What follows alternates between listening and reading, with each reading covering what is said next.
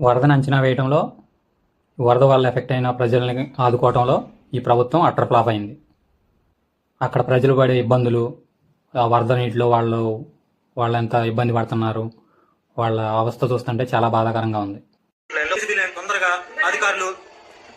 అధికారులు మమ్మల్ని సురక్షిత ప్రదర్శన చేయాల్సిందిగా కోరుకుంటున్నాము.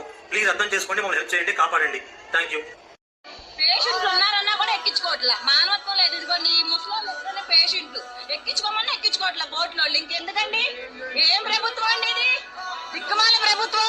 కోరు ఓట్లు వేయించుకుని గెలిపించుకున్నందుక కనీసం మీకు ఏమైనా కావాలని, సౌకర్యాలు కావాలని కనుక్కున్న వాళ్ళు కూడా లేరండి. ఇదేనండి చేసేది.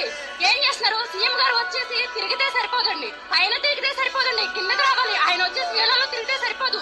జనాలకు ఏం కావాలి ఏంటనే చూసుకోవాలా లేదా? ప్రకృతి వైపరీత్యాలని మనం ఆపలేం. అలాంటివి సడన్గా వచ్చే సునామీ, భూకంపాలు లాంటివి. కానీ